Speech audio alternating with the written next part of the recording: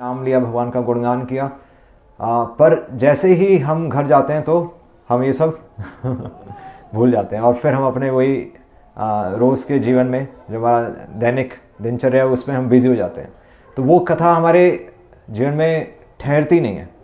या जिस प्रकार हमारे घर में तुलसी का पौधा है ना, सबके घर में तुलसी का पौधा होगा। तो तुलसी के पौधे में अगर घास उग रही है तो आप अगर पानी देते जाएंगे या फिर मान लीजिए कोई कीड़ा लग रहा है तो इम्पॉर्टेंट क्या है, पानी देना इम्पॉर्टेंट है या उस कीड़े को निकालना, है ना। या जिस प्रकार अगर हम फसल लगाते हैं तो फसल में फसल अच्छी नहीं होगी अगर उसमें खरपतवार होगा, है ना, वीड्स जिसको हम बोलते हैं। तो इसी प्रकार भगवान की कथा तो हम सुनते हैं पर भगवान की कथा हमारे जीवन में ठहरती नहीं है। और वो ज़्यादा इम्पॉर्टेंट है कि भगवान की कथा हमारे जीवन में ठहरती क्यों नहीं है। क्योंकि हर कोई भगवान की कथा करता तो है और कथा करके सब चले भी जाते हैं और ढोल नगाड़े सब बजते हैं, पर अगला दिन हमारा फिर वैसे ही चलता है। यानी कि हमारे एक साधक को जो कि वास्तव में भगवान को समझना चाहता है, तो ईशानु कथा यानी कि भगवान की कथा में दो चीज़ें होती हैं। ईशानु कथा मतलब क्या होता है? वैसे भगवान की कथा का अर्थ क्या है वास्तव में? अगर आप शास्त्र देखेंगे, जैसे भगवान के दर्शन करते हैं हम, तो भगवान के दर्शन मतलब क्या हुआ? भगवान के दर्शन का क्या अर्थ है, कोई बताएगा? हम कहते हैं हमें भगवान के दर्शन हुए, पर भगवान के दर्शन तब तक नहीं हो सकते जब तक हम शास्त्रों की दृष्टि से भगवान को ना देखें। क्योंकि वृंदावन आप घूमकर आ जाएंगे फिर जीवन नहीं बदलता तो भगवान के दर्शन होकर भी भगवान के दर्शन नहीं होंगे। तो वास्तव में भगवान के दर्शन यानी कि सिद्धांत समझना कि हम भगवान को अपने जीवन में क्यों चाहते हैं। भगवान को चाहते हैं वैसे अपने जीवन में नहीं चाहते? पक्का? चलिए ठीक है। तो वैसे भगवान के भक्तों का अगर जीवन आप देखेंगे तो शायद थोड़ा सा हमारे जीवन से अलग होता है उनका जीवन। अगर वैसा जीवन चाहिए तो फिर तो बड़ी बात है भगवान के भक्तों के जीवन में दुख होता है, क्योंकि भगवान को सुख से नहीं दुख से प्राप्त किया जाता है ना। तो इस संसार में सुख में अगर हम नाम लेंगे तो फिर वो नाम इतना तीव्रता से नहीं आता। इसलिए बच्चा जब रोता है तभी माँ दूध पिलाती है ना। बच्चा हंसकर भी तो माँ को बुला सकता था पर माँ भागी भागी नहीं आएगी। माँ भागकर कब आएगी? जब बच्चा रोएगा। इसी प्रकार भगवान भागकर कब आएंगे? जब जीवन में दुख होगा। अब किसको चाहिए भगवान चलिए ठीक है। तो इंपॉर्टेंट है कि ईशानु कथा, भगवान की कथा क्या है? भगवान की कथा इसको बोलते हैं कि साइंस ऑफ गॉड, विज्ञान है। भगवान की कथा केवल कोई भगवान के पास टेंस नहीं है, उसमें पूरा विज्ञान है। यानी कि कुछ चीज़ें हमें करनी है और कुछ चीज़ें नहीं करनी। अभी आपने क्या किया? श्रवण कीर्तन, भगवान का नाम सुना और भगवान का नाम फिर आपने रिपीट किया, ऐसा था ना। पहले आपने सुना और फिर उसको रिपीट किया। तो ये तो हो गया जो हमें करना है। और कुछ चीज़ें नहीं भी करनी, तो वो वही चीज़ है कि हमें अपने जो हमारे घर में जो तुलसी है उसमें जो अगर कीड़ा लग रहा है तो उसको हमें निकालना भी है। वो सेकंड पार्ट है जिसको हम ध्यान में नहीं रखते। और इसलिए फिर हमारे जीवन में हम बाल्टी में पानी तो भरते हैं पर उस बाल्टी में छेद है और वो पानी ठहरता नहीं है। इसलिए भगवान की कथा है ईशानु कथा। ईशानु कथा को हम बोलते हैं साइंस। ये साइंस है, साइंस ऑफ गॉड।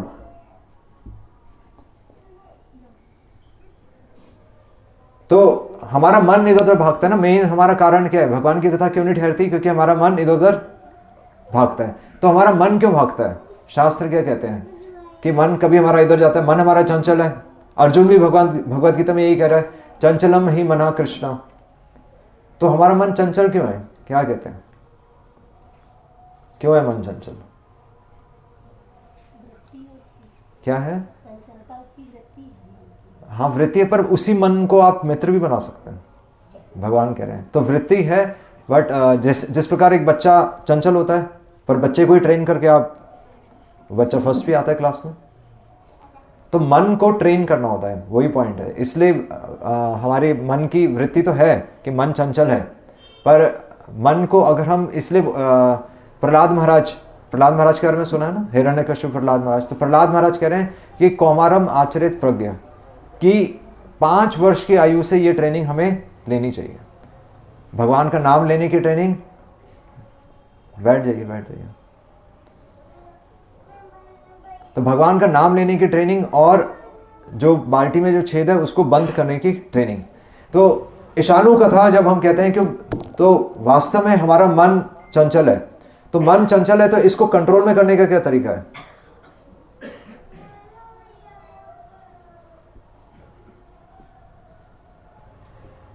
इसको कैसे कंट्रोल में करेंगे? तो भगवान ने कुछ बताया है मन को कंट्रोल में करने के लिए। भगवान ने धर्म बनाया है ना, धर्म पालन करके हम इस मन को कंट्रोल में कर सकते हैं। भगवान भी क्या कह रहे हैं? धर्म संस्थापना अर्थाय। भगवान कह रहे हैं इस धर्म की स्थापना के लिए। और वो धर्म कौन सा है? कौन सा धर्म की बात हो रही है? हाँ, 3 तरह के धर्म होते हैं। 3 तरह के धर्म कौन से हैं? सबसे पहला होता है कि लौकिक धर्म,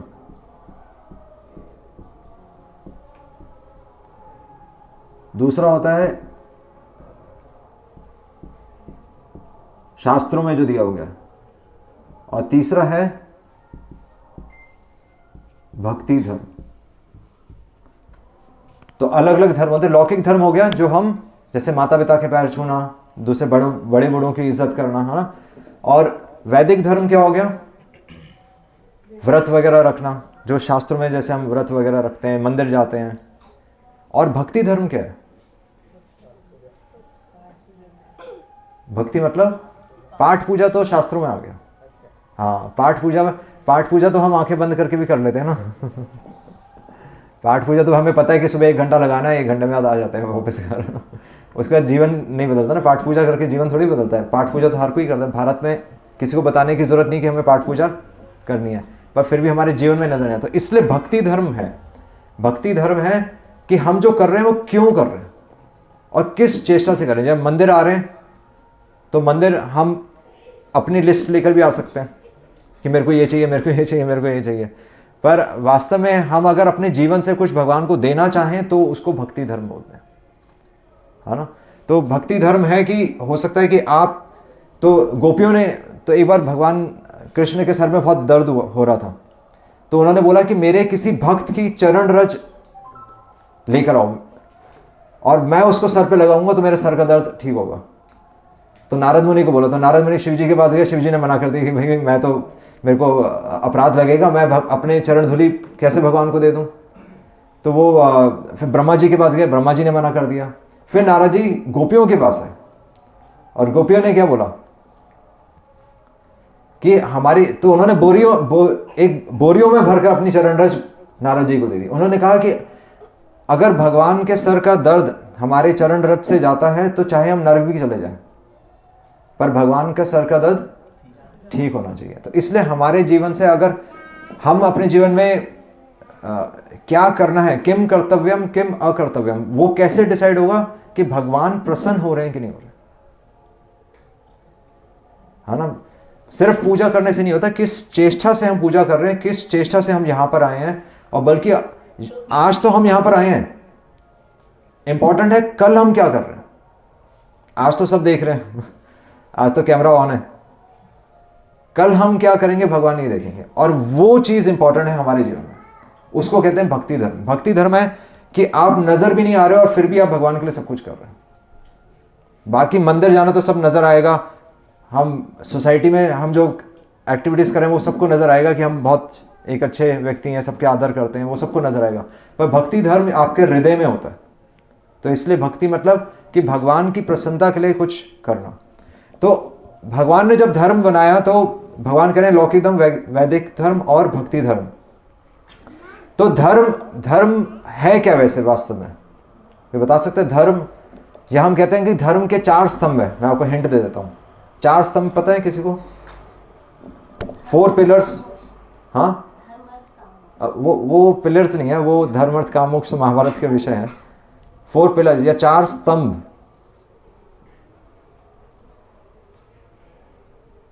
स्तंभ कैसे लिखते हैं? 4 पिलर्स। धर्म के 4 स्तंभ कौन से हैं? नहीं पता है किसी को? बताओ, आप बताओ। वो तो वर्ण हो गए ना, ब्राह्मण क्षत्रिय। हाँ वो तो वर्ण होगा। नहीं, धर्म तो वो है जिसे धारण किया जाए। वो जो हम धारण करते हैं वही धर्म। तो उसका नाम भी तो बताइए, क्या धारण करेंगे? कामों आप कह रहे हैं कपड़ा धारण करने में, कपड़े की बात ही नहीं हो रही। अपने हर कर्तव्य को सही से करना। वो आप वो डेफिनेशन सब पे बैठ जाएगी। वो कहेंगे हम भी तो ये कर रहे हैं।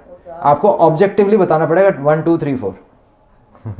आप कहेंगे मैं खुश हूँ, वो तो हर कोई खुश है। समझ रहे हैं? डेफिनेशन मतलब क्या होता है? हमसे किसी को दुख ना हो, हम ऐसा कर्तव्य करें। अच्छा, तो आप बताइए कि अर्जुन ने युद्ध किया था नहीं किया था? उनका धर्म था। नहीं, किसी को दुख पहुंचा नहीं पहुंचा?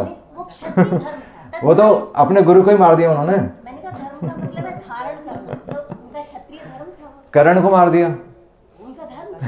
धर्म का नहीं, दुख आपको परिभाषा थी ना कि दुख ना पहुंचे। नहीं, दुख का मतलब ये जो समय के अनुसार ठीक है। चलिए ठीक है, मैं अपनी परिभाषा नहीं दे रहा, मैं शास्त्रों की परिभाषा दे रहा हूँ। सिंपल सी बात है कि धर्म क्या है, इसलिए ये डिस्कशन इंपॉर्टेंट है क्योंकि हम आकर मत्था टेक के चले जाएंगे पर किसी को कुछ पता नहीं चलेगा कि जीवन में करना क्या है ना? तो करना क्या है तो शास्त्र बता रहे हैं, ये भागवत बता रही है। भागवत में आ रहा है कि भागवतम में आ रहा है कौन सा 1:17-24 पहले स्कंद 17वां अध्याय और 24 श्लोक है। तो जहाँ पर परीक्षित महाराज और कली की भेंट होती है तो उस समय वहाँ पर आता है कि 4 स्तंभ कौन से हैं। तो सतयुग, 4 युग हमें पता है ना, सतयुग, त्रेता युग, द्वापर युग और कलयुग। तो धर्म क्या है? तपह। दूसरा क्या है? सत्य। हाँ सही, सत्यम। तीसरा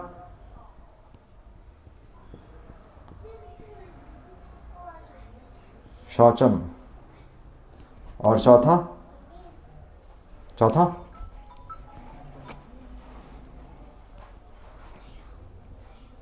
दया। ये है तप, सत्य, शौचम, दया। तप मतलब तपस्या करना। हमारे जीवन में हम कुछ भी तपस्या करते हैं तो वो धर्म का पार्ट है। सत्य सबको समझ में आता है। शौचम मतलब शुद्धता और दया मतलब दया। तो तप का क्या अर्थ है? तो शास्त्रों में आ रहा है कि सतयुग में तो सारे परमहंस थे, है ना? सतयुग में सब ध्यान करते थे, कृते ध्यायते विष्णु, तो सभी ध्यान करते थे और ये 4 स्तंभ सतयुग में थे। पर त्रेता युग में आकर क्या हुआ? त्रेता युग में एक जो पिलर था वो गिर गया। और वो कौन सा गिरा? त्रेता युग में सबसे पहले तपस्या गया। त्रेता युग में तपस्या चला गया। क्योंकि कैकेयी ने तपस्या मतलब एक्चुअली तपस्या क्या है? तपस्या चलिए मैं बताता हूँ। और फिर त्रेता युग में तपस्या गया और फिर द्वापर युग में सत्य गया, झूठ आ गया। और कलयुग में फिर हमारे क्लीनलीनेस चली गई और दया भी अब जाने वाली है। तो ऐसा कहते हैं। तो तपस्या तो वास्तव में अगर हम देखें तो ग्लानि, तपस्या की हानि कैसे होती है? तपस्या मतलब जैसे हम कोई व्रत रखते हैं या कुछ वो रखते हैं, कोई भी हम जैसे आप कोई प्रण लेते हैं, कोई संकल्प लेते हैं। हमारा तपस्या मतलब संकल्प। आप जानबूझकर हम संकल्प लेते हैं भगवान के लिए कि हम जैसे वहाँ दर्शन के लिए जाएंगे या हम भगवान का इतना नाम लेंगे, ऐसा होता है ना। या 16 सोमवार का व्रत जैसे रखते हैं। तो अपने आप जानबूझ के आप भगवान के लिए हम तपस्या करते हैं। तो तपस्या की हानि कैसे हुई? तपस्या की हानि कैसे होती है? हाँ, ईर्ष्या से। सही बात है। हाँ, तो ईर्ष्या से तो ईर्ष्या, और ईर्ष्या कहाँ से आती है? ईर्ष्या आती है जब हमारे अंदर हमारी हाँ। कामनाएं अधिक बढ़ हाँ, तो ईर्ष्या आती है मैं से। सही आंसर, सही है। तपस्या हमारी खराब होती है मैं से। जब मैं आएगा तो फिर तपस्या खराब होगी। तो मैं आएगा तभी हम दूसरे से ईर्ष्या करेंगे और ईर्ष्या से फिर हमें हमारा मैं मतलब अहंकार। मैं मतलब अहंकार। तो अहंकार से हम एक्चुअली अपने जीवन को ज़्यादा वैल्यू देते हैं और ज़्यादा वैल्यू देकर हम दूसरों के जीवन की वैल्यू कम कर देते हैं। और जब हम अपने जीवन को बल्कि अपने शरीर को इंपॉर्टेंस देंगे तो फिर हम कोई तपस्या नहीं करेंगे। तपस्या मतलब है कि हम अपने शरीर को इंपॉर्टेंस नहीं दे रहे। और तपस्या जाती कैसे है? अपने आप को इंपॉर्टेंस दे के, और वो कहते हैं, हम उसको कहते हैं अहंकार। तो सबसे पहले तपस्या गई और फिर सत्य। तो सत्य यानी कि अब आ गया, इसकी जगह आ गया झूठ। तो क्या झूठ आया?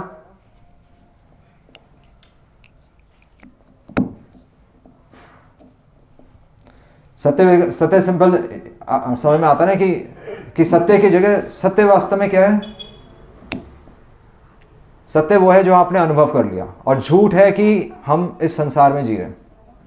हम अभी जो जीवन जी रहे हैं वो क्या है? सत्य है, झूठ है? सबको पता है। बड़ी अजीब सी बात है, सबको पता है, सबको पता है। किसी को नहीं पता वैसे? मतलब फिर तो बहुत अच्छी बात है अगर सबको पता है कि हम झूठा जीवन जी रहे हैं, ये बहुत बड़ी बात है। अच्छी बात है, मतलब हमें पता है कि हम वास्तव में दिखाने के लिए वो जीवन जी रहे हैं। वास्तव में जो हमारा जीवन है वो तो हम ना शास्त्रों के अनुसार और ना भगवान के लिए जी रहे हैं, हम अपने लिए। और बल्कि हम तो जो कपड़े भी डालते हैं वो भी हम दूसरों के लिए डालते हैं, दूसरों को दिखाने के लिए डालते हैं, है ना। तो हमारा जीवन वास्तव में भगवान की प्रसन्नता के लिए नहीं, हमारा जीवन सोसाइटी की प्रसन्नता के लिए। तो इसलिए झूठ है। और शौचम क्या है? शौचम मतलब क्लीनलीनेस। क्लीनलीनेस एक बाह्य शुद्धता होती है और एक आंतरिक। तो बाहर से तो हम कपड़े वगैरह साफ रख सकते हैं, पर आंतरिक शुद्धता क्या होती है? विचारों की, मन की शुद्धता। और ये कैसे जाती है? ये जाती है भोग करके, एंजॉय, इंडिपेंडेंट एंजॉय करके। भगवान से हम इंडिपेंडेंट जब एंजॉय करते हैं तो उसको फिर हम बोलते हैं। और दया, दया कैसे जाती है? हाँ, सेल्फिशनेस। दया भी वही है कि अपने बारे में सोचकर, या फिर नशे से हमें अपने मद बोलते हैं ना, मद, अहंकार। तो जब हम अपने जीवन में हम मतलब हम अपने बारे में सोचकर एक कहते हैं ना कि क्या कहते हैं, हवाई मतलब हम अपना हवाई किले बनाकर जो अपना जीवन जीते हैं, तो हम नशे में जी रहे हैं ना, एक पैसे के नशे में, शोहरत के नशे में, ऐश्वर्य के नशे में। तो उस नशे से एक्चुअली दया खत्म हो जाती है, क्योंकि हम ही हम हैं।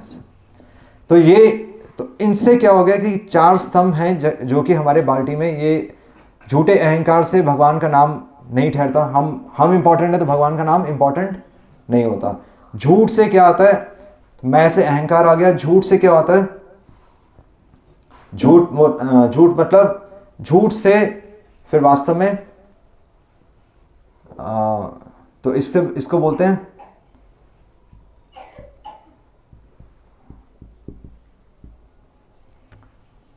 गैम्बलिंग। झूठ वहीं पर होता है ना जहां पर द्यूत क्रीड़ा।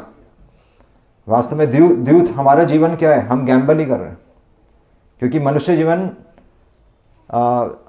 तो मनुष्य जीवन है कि मनुष्य नाम सहस्रेषु। भगवान कह रहे हैं कि करोड़ों जन्मों के बाद हमें ये 84 लाख योनियों के बाद ये मनुष्य जीवन मिला है, और उसमें भी मनुष्य नाम सहस्रेषु कि कश्चित अतिथि सिद्ध है। कोई एक व्यक्ति होगा जो कि मेरे को समझने का प्रयास करेगा। पर हम अपना जीवन मनुष्य जन्म पाइए, राधा कृष्णा ना भजिया, जानिया सुनिया विष खाई, ये हमारा जीवन है।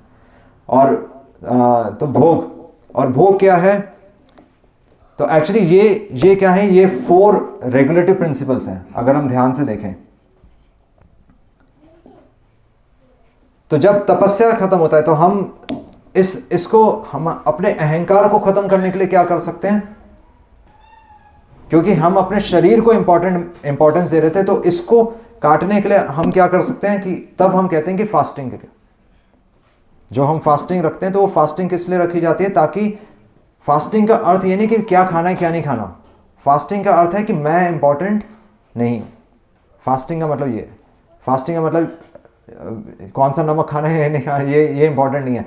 फास्टिंग मतलब है कि हम जो अपनी जो इंडिपेंडेंट हम जो अपने आप को एंजॉयमेंट दे रहे थे वो छोड़ना, इसलिए उपवास है। उपवास मतलब वास्तव में भगवान की बात सुनना, उपवास भगवान की बात सुनना। तो इसलिए इसको तोड़ने के लिए फास्टिंग कहा जाता है,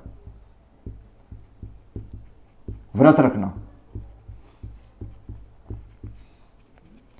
और अगर हमें सत्य को एस्टैब्लिश करना है, सत्य के लिए क्या, हमें जुए से बचना है, तो नो गैम्बलिंग, तो इसलिए गैम्बलिंग नहीं करनी। और अगर क्लीनिनेस रखनी है तो इंटरनल क्लीनिनेस और एक्सटर्नल, एक्सटर्नल तो हम सब रखते हैं, इंटरनल क्लीनिनेस क्या है, तो यहां पर है कि अवैध, हाँ, हाईएस्ट प्लेजर जो इस संसार में हम छोटी छोटी चीजों को एंजॉय करते हैं, पर इसको बोला गया हाईएस्ट अवैध स्त्री संग या अवैध पुरुष संग नहीं करना। तो ये तीसरा वो आ गया, अवैध संग। और चौथा है नशा, तो नशा नहीं करना, यानी कि नो इंटॉक्सिकेशन।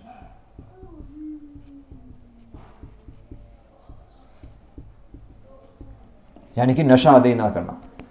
तो नशा करने से हमारी दया खत्म होती है, किसी भी प्रकार का नशा करने से हम अपने जीवन में हम दूसरे के बारे में नहीं सोच पाते और दया खत्म होती है। अगर हम अवैध इस संसार में अवैध लोगों का संग करेंगे तो उससे हमारी प्योरिटी खत्म होती है और हम भगवान को अप्रोच नहीं कर सकते। आप जितना मर्जी भगवान का नाम ले लीजिए, वो नहीं ठहरेगा अगर हम अंदर कुछ और चल रहा है और बाहर कुछ और चल रहा है। और अगर हमारा जीवन झूठ है, अगर हम अपने जीवन में जुआ खेलेंगे तो जुआ से हम भगवान की सबसे कीमती वस्तु हम जुए में लगा रहे हैं, है ना, तो फिर भगवान का नाम नहीं ठहरेगा। और अगर हम जो व्रत इत्यादि जो हम नियमों का जो पालन करते हैं, जो हम धर्म में जो नियमों का पालन करते हैं, अगर हम वो नहीं करेंगे तो फिर सारा ध्यान हमारे शरीर में घुस जाएगा। और शरीर को बोला जाता है कि बेसिकली शूद्र कौन है, शोकम द्रव्यते इति शूद्र, जो छोटी छोटी वस्तुओं के लिए और बल्कि अपनी चमड़ी के लिए जो ग्लानि करता है वो व्यक्ति शूद्र है। तो वो व्यक्ति भी कभी भगवान को नहीं प्राप्त कर सकता। तो इन चारों चीज़ों को, ये चार नियम पालन करके हम धर्म के स्तंभ को, हम चार पिलर्स को हम मेंटेन कर सकते हैं और इसी से भगवान का नाम फिर हमारे जीवन में ठहरेगा, है ना। और इसीलिए भगवान का नाम जब हम श्रवणम और कीर्तनम 16 माला, जब हम भगवान का नाम माला पे लेते हैं, और जिस प्रकार आपने अभी भगवान का नाम लिया कीर्तन से और श्रवण से, तो चार नियमों का पालन करके और 16 माला करके हम नियमित रूप से भगवान के लिए संकल्प लेते हैं, तो हमारा संकल्प तभी स्ट्रांग होगा जब हम इन चार चीज़ों को हम अपने जीवन में उतारेंगे। तब वास्तव में इसको कहते हैं कि ईशानु कथा, कि भगवान की कथा के लिए दोनों चीज़ें ज़रूरी हैं। भगवान का नाम तो लेना ही है, वो तो हम सबको पता ही था, है ना। नई चीज़ क्या है कि अगर हमारे जीवन में नियम पालन नहीं होंगे, अगर हम नियम पालन नहीं कर रहे, अगर हम तप, सत्य, शौचम और दया, अगर ये चार स्तंभ हमारे जीवन में नहीं होंगे तो आप जितना मर्जी भगवान का नाम ले लीजिए, वो अगले दिन वो बाल्टी खाली मिलेगी और कुछ नहीं होगा, जो कि हमारा जीवन है। इसलिए बच्चों को भी प्रहलाद महाराज कह रहे हैं कि कौमारम आचरित प्रज्ञा, बचपन से हमें इन चार चीज़ों में बच्चों को ट्रेन करना चाहिए, साथ में भगवान का नाम लें।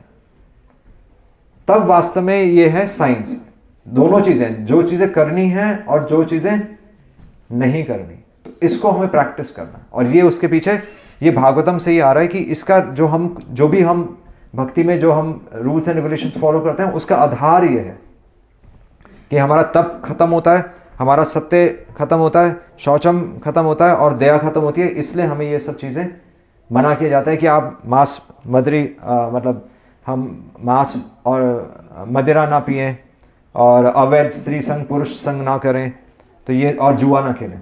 तो ये सब उसका आधार ये भागवतम का श्लोक है। तो किसी का कोई प्रश्न है तो पूछ सकते हैं, बाकी आप अब भगवान का कीर्तन फिर से शुरू कर सकते हैं। हरे कृष्णा कृष्णा कृष्णा हरे हरे, हरे राम राम राम हरे हरे। तो हमारे पास कुछ आई थिंक बुक्स होंगी, तो हमारा रेगुलर प्रोग्राम भी होता है ग्रोवर मंदिर में, ग्रोवर एनक्लेव वहाँ पर।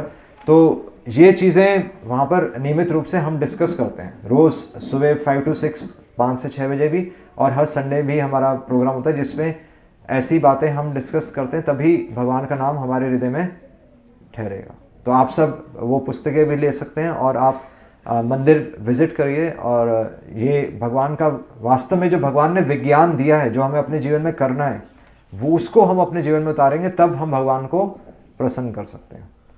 हरे कृष्णा कृष्ण कृष्ण हरे हरे, हरे राम राम राम हरे हरे। श्री प्रभुपाद की जय।